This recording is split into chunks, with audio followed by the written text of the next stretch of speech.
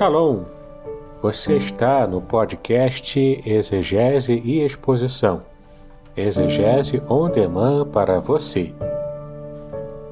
Aqui é o Davidson Bignon. Eu sou mestre em Ciências da Religião, professor de Exegese Bíblica no seminário, pastor congregacional e também publisher editorial. Eu ajudo pastores e líderes cristãos a fazer estudos bíblicos na igreja sem ter problemas com interpretações erradas. Então, se você está pensando em compreender a sua Bíblia com segurança, não deixe de assistir a mais episódios como este aqui. Muito bem, então assine o canal, acione o sininho, curta, comente e também compartilhe. Você poderá me dar uma força me ajudando a ampliar o alcance com os estudos bíblicos de qualidade na internet.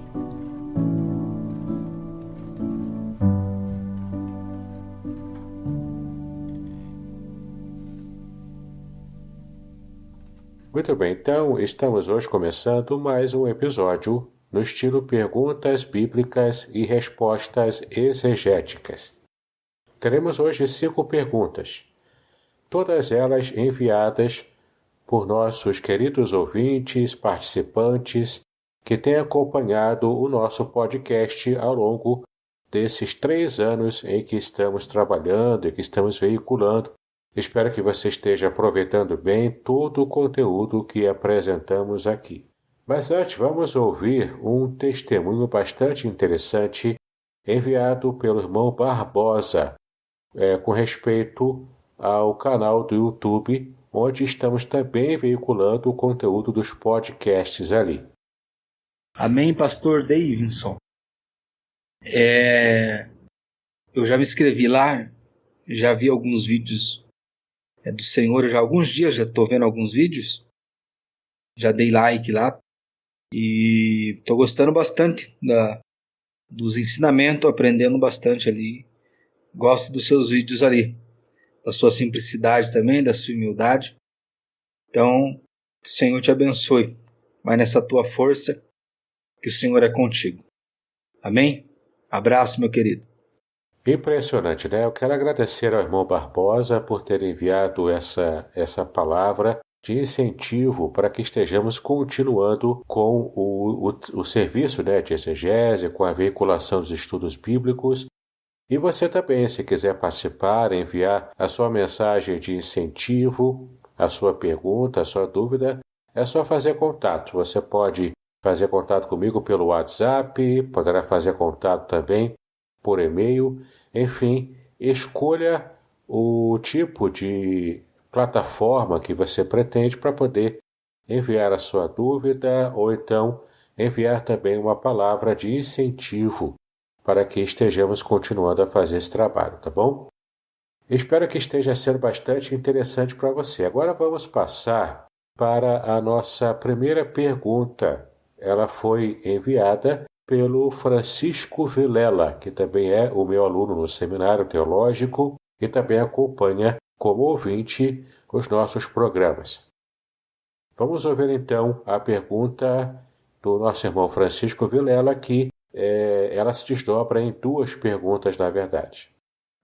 Prezado reverendo Davidson Bignon, gostaria de lhe fazer 2 perguntas a respeito do livro de Juízes, no capítulo 11.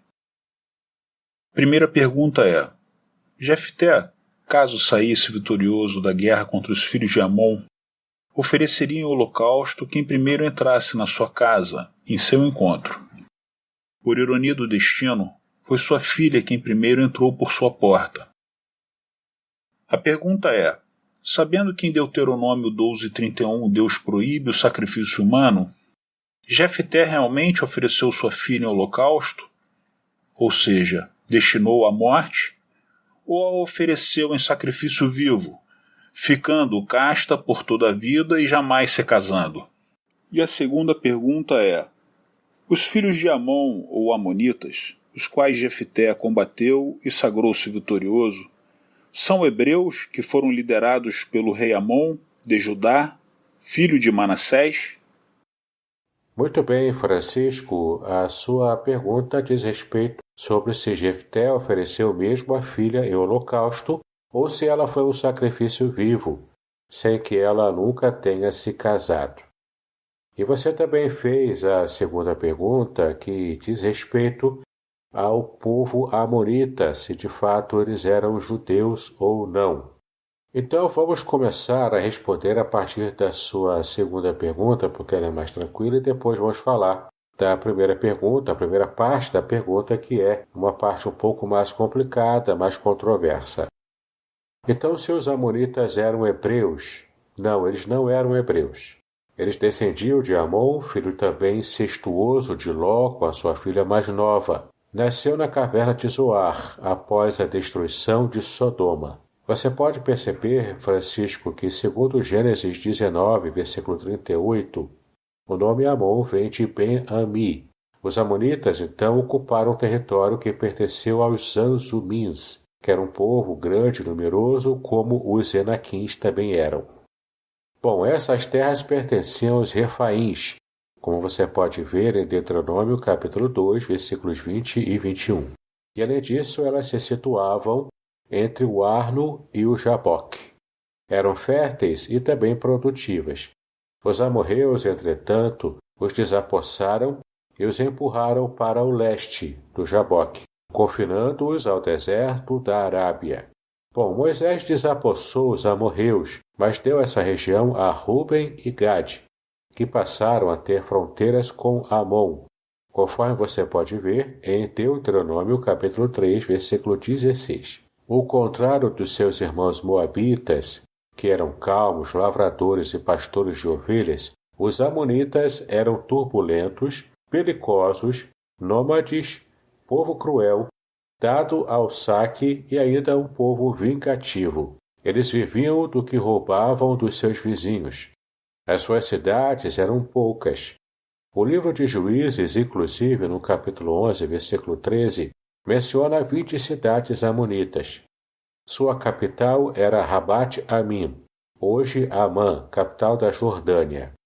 A sua religião tinha como centro o deus Moloque, estátua de bronze oca por dentro.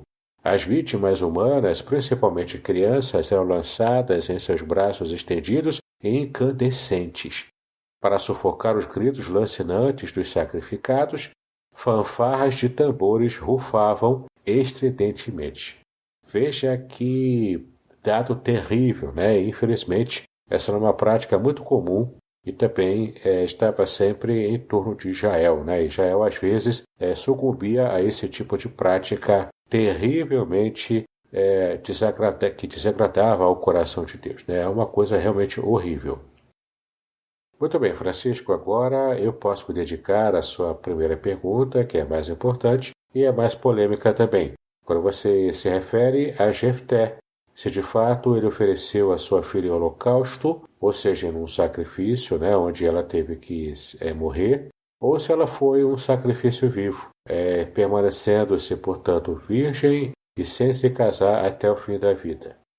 Em Juízes, capítulo 11, versículo 30, Jefté fez sim um voto ao Senhor, e a ignorância da lei de Deus por parte de Jefté era muito grande, tendo-se em vista passagens como Levítico 18, 21, capítulo 20, versículos de 2 a 5, Deuteronômio capítulo 12, versículo 31 e capítulo 18, versículo 10.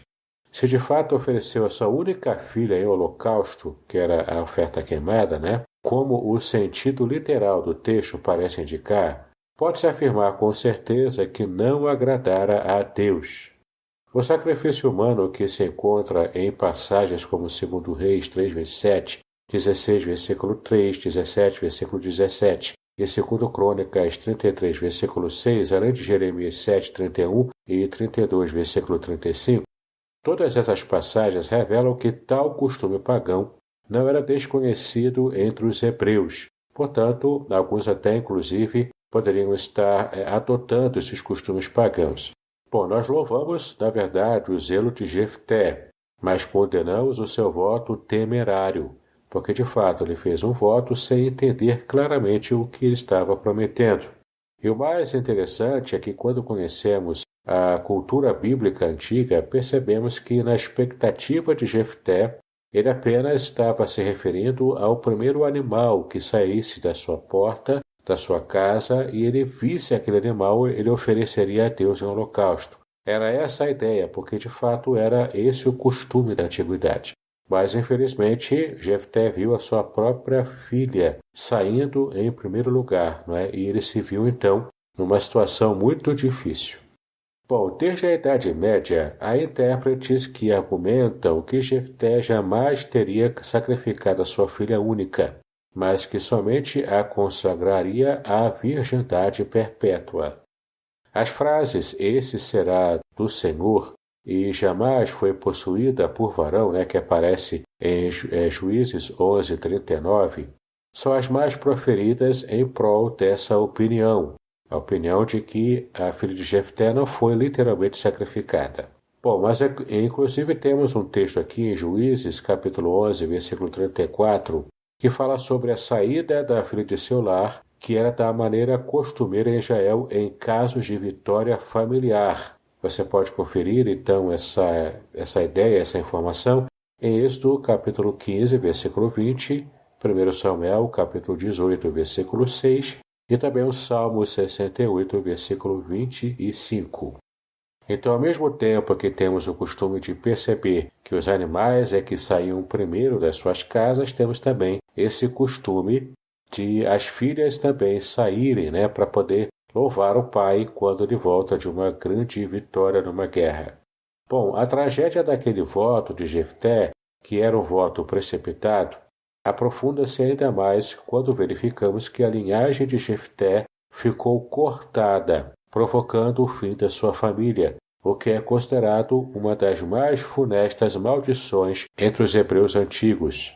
Bom, John Davis, o grande dicionarista e um teólogo também conhecido no meio evangélico, ele diz o seguinte: ele disse que houve quem, inferindo dos versículos 38 a 40, que ventilasse a hipótese de ver na atitude de Jefté uma mudança no destino da filha, substituindo o holocausto pela virgindade perpétua. Mas não é o que se depreende do texto. A afirmação de que cumpriu nela o seu voto que tinha votado, como está no versículo 39, de Juízes 11, refere-se sem dúvida ao sacrifício real da filha. Embora o sacrifício humano fosse proibido aos israelitas, não surpreende que um semi-cananeu, como Jefté, tomasse tão estranha atitude. Caso paralelo é o rei de Moabe, Mesa, que sacrificou o seu filho primogênito, como está em 2 Reis, capítulo 3, versículo 27. Compara-se ainda na mitologia grega o sacrifício de Ifigênia e Policena. A nobreza de caráter manifestada pela filha de Jefté fez dela uma das heroínas mais célebres do mundo. "Chore a minha virgindade", dizia ela no versículo 37. D. Stanley, autor contemporâneo, chegou a comparar esta figura bíblica a Antígone de Sófocles. As filhas de Israel iam de ano em ano lamentar a filha de Jefté, como está no versículo 40, isto é, cantar ou celebrar. O costume degenerou depois numa festa da vegetação, afirmando Epifânio que no seu tempo, que era o século IV, a filha de Jefté era venerada em Siquém com o nome grego de Coré, que significa donzela em grego, nome com que Perséfone era também venerada em Eleusis. Então, Francisco, espero que tenha conseguido ajudar você a entender um pouco mais sobre essa passagem. E, na minha humilde opinião, eu creio firmemente, conforme está escrito no texto bíblico, que de fato o sacrifício foi literal e não apenas um sacrifício vivo e simbólico da filha de Jefté. Foi uma tragédia, uma pena, e fica uma lição perpétua para nós, para que estejamos aprendendo a fazer votos diante de Deus, sim, mas votos conscientes, e levar a sério todo tipo de voto que fazemos diante do Senhor. Podcast Exegese e Exposição. Exegese on demand para você.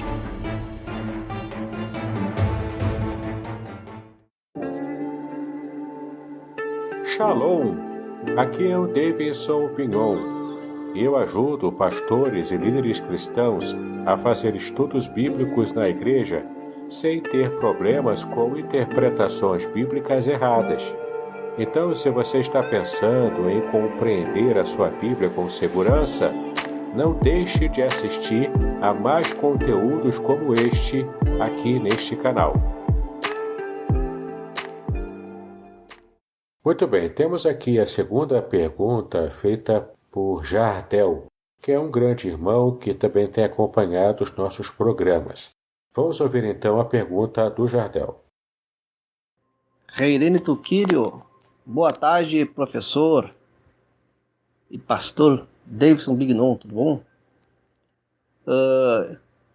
Semana passada eu tentei aí um diálogo com o professor Ferreirinha para ele apresentar de uma forma mais ampla, exegética, ele como um professor acadêmico e tal, trabalhar as possibilidades de interpretações de Mateus 5,17. Não sei se o senhor acompanhou, talvez.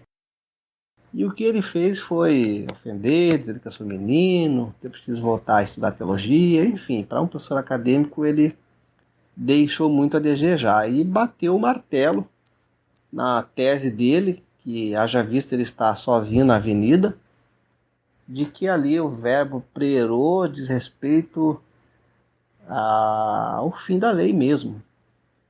Enfim, ele ignorou diversos fatores que ali no texto estão explícito e implícito. Não sei qual que é a sua visão, seu entendimento exegético sobre esta perícope de Mateus 5,17 ao verso 48. Quando o senhor puder tecer algum comentário, eu agradeço. Um grande abraço. Muito bem, Jardel. Você pergunta se em Mateus 5, de 17 a 48, o verbo grego plerô se refere ao fim da lei ou não. Muito bem, o verbo grego plerô tem de fato a seguinte acepção semântica: tornar cheio, completar, ou seja, preencher até o máximo. Isso segundo o dicionário Strong, da língua grega. Bom, a ideia é que Cristo completou perfeitamente a lei de Deus. E, de fato, o contexto dessa passagem nos deixa bem claro esse entendimento. Então, Jesus não veio revogar ou destruir nenhuma palavra que Deus ensinara aos fiéis do passado no Antigo Testamento. Cristo veio cumprir plenamente o propósito de Deus revelado no Antigo Testamento, dando à lei e aos profetas aquilo que faltava, que era justamente o Espírito Santo para interpretá-la e ainda o poder para pô-la em prática pela sua obra salvadora. Então, Jardel, de fato, não quer dizer que a lei terminou ou que nós não temos mais obrigação nenhuma com os princípios da lei, especialmente a lei moral, como nós estudamos e entendemos desde o Antigo Testamento. Mas, na verdade, nós temos em Cristo aquele que já completou cabalmente a lei de Moisés de modo completo, de modo perfeito. Então podemos, em Cristo, estarmos recebendo toda a sua santidade, toda a sua justiça, já plenamente satisfeita à vontade de Deus através do ministério e da vida do seu próprio Filho. Então é interessante como nós, quando estamos em Cristo, podemos então usufruir das bênçãos de quem de fato foi justificado perante Deus por causa da boa obra perfeita e completa do Senhor Jesus Cristo. Então, Jardel, espero que você tenha entendido bem e tenha aproveitado o conteúdo da resposta que eu trouxe para a sua pergunta. Muito bem, temos agora duas perguntas feitas pelo Marco Inácio, que também é um aluno meu do Seminário Teológico, além de acompanhar com bastante seriedade os episódios do nosso podcast. Bom dia, mestre Davidson, tudo bem? Hoje eu estou lendo o livro de Amós. E logo no capítulo 1 e no capítulo 2, uma expressão, que vem se repetindo chamou minha atenção. E eu gostaria que, se possível, o senhor pudesse esclarecer o motivo pelo qual aparece essa expressão constantemente. A expressão é a seguinte: por 3 transgressões de, aí o nome da cidade, e por 4 não sustarei o castigo.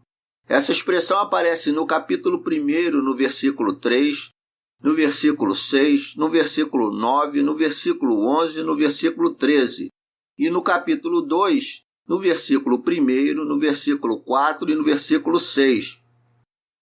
Assim sendo, eu gostaria que o senhor pudesse me esclarecer. Nós sabemos que a palavra sustarei, não sustarei, significa não impedirei, né? Mas eu gostaria que o senhor pudesse nos dar um esclarecimento a respeito do motivo pelo qual aparece tantas vezes essa expressão. Desde já, obrigado, um bom dia, mestre. Fique com Deus. Muito bem, Marco. Você quer saber o que significa a expressão por 3 transgressões e por 4 não sustarei o castigo? Muito bem, a palavra sustar, que em português, significa cancelar, na verdade é a tradução que a Almeida Revista e Atualizada, a versão da Bíblia que o povo evangélico mais usa, e foi a que de fato você esteve citando na sua pergunta. Essa palavra sustar é a tradução de uma palavra hebraica chamada shuv, que na verdade é uma palavra bastante comum, a palavra shuv, que literalmente significa retornar, voltar.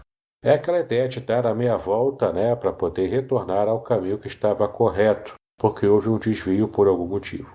Então, essa palavra shuv, em hebraico, traz, na verdade, a ideia de que Deus não mudaria a decisão de castigar o povo. Portanto, não sustaria, ou seja, não estaria deixando de trazer esse castigo contra o povo que precisava desse corretivo.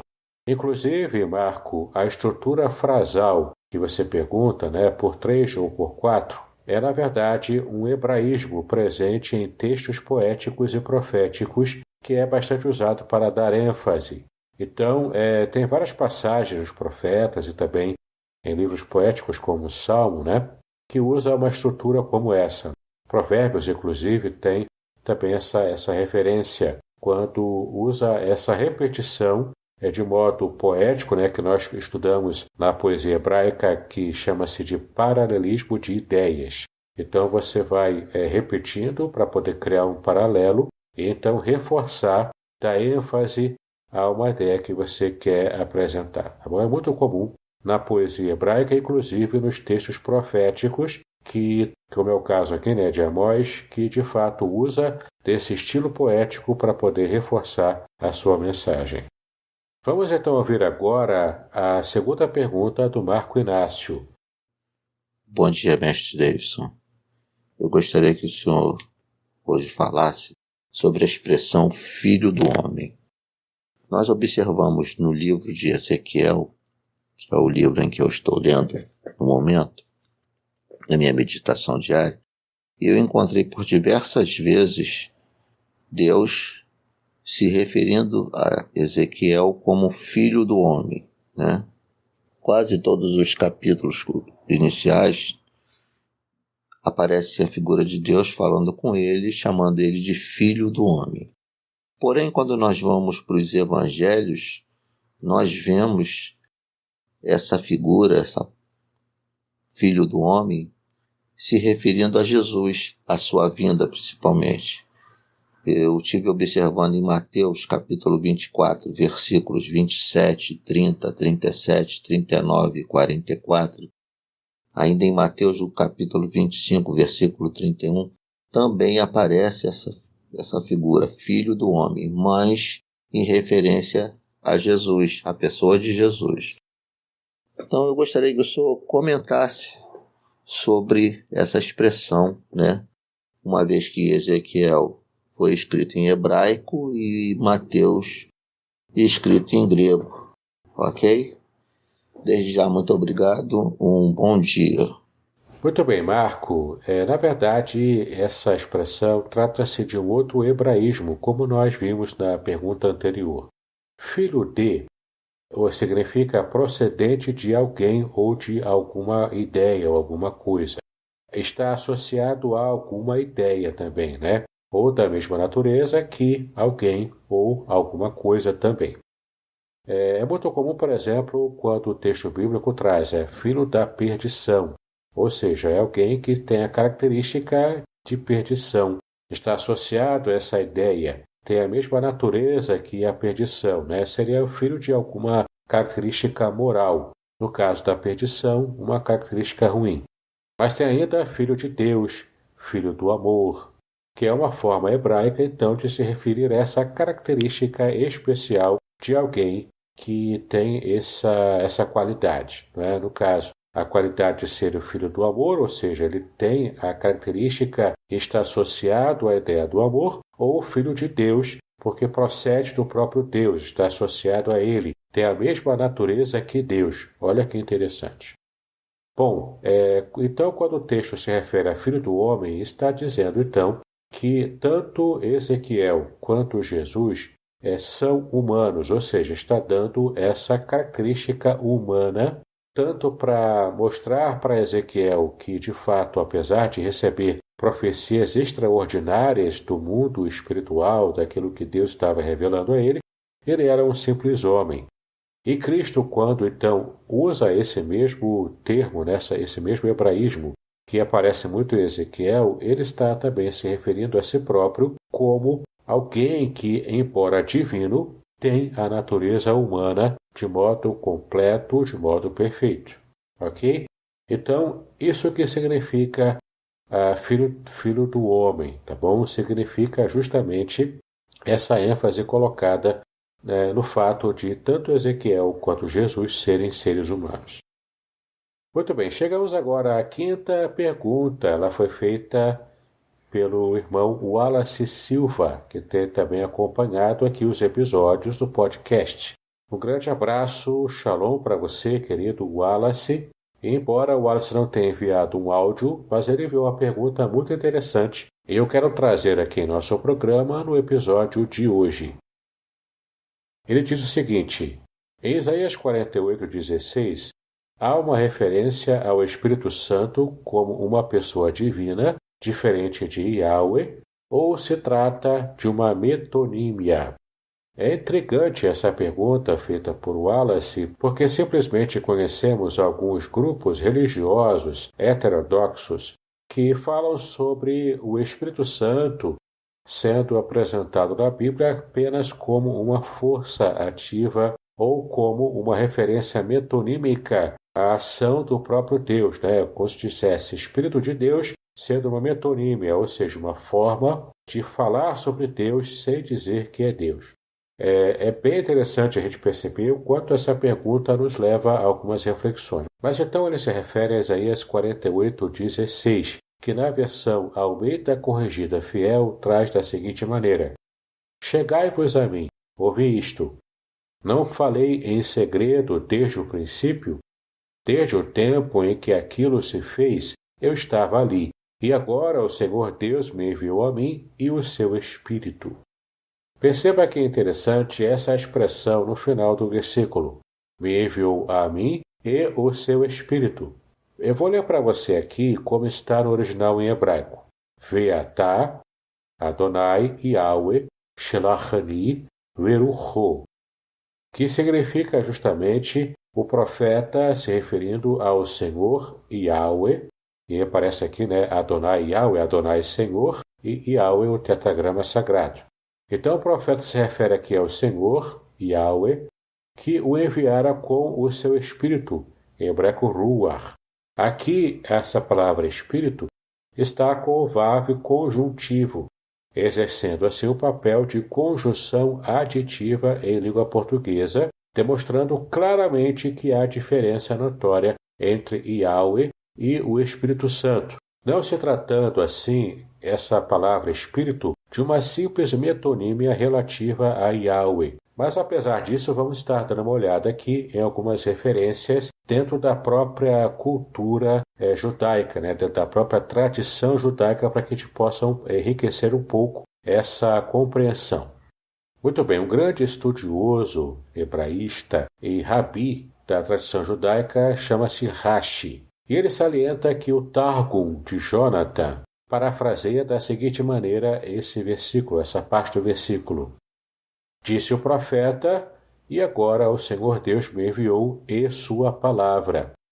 Olha que interessante. Apesar de no original em hebraico aparecer a palavra ruach, aqui Rashi está sublinhando o que o outro rabi chamado Jonathan faz essa substituição. Em vez de colocar como espírito ou como sopro, ele coloca a palavra, para trazer essa ideia já interpretativa.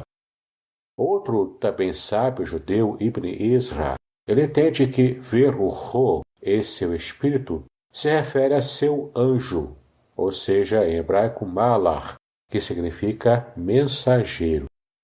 Então, entenda que a tradição judaica ela tem caminhos diferenciados para poder interpretar e entender o que esse texto quer dizer, até mesmo substituindo a palavra ruach por palavra ou por anjo, mensageiro, malach.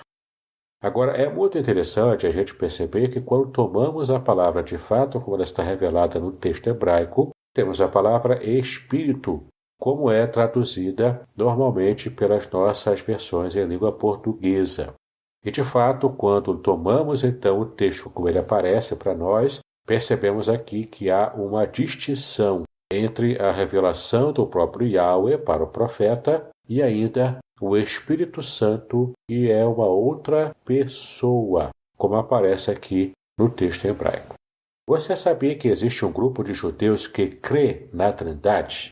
Mesmo a despeito da tradição judaica, que é rigorosamente monoteísta, tem ainda um grupo de judeus que conhecem a Bíblia hebraica e, por isso mesmo, chegaram a algumas conclusões diferentes. Olha que interessante.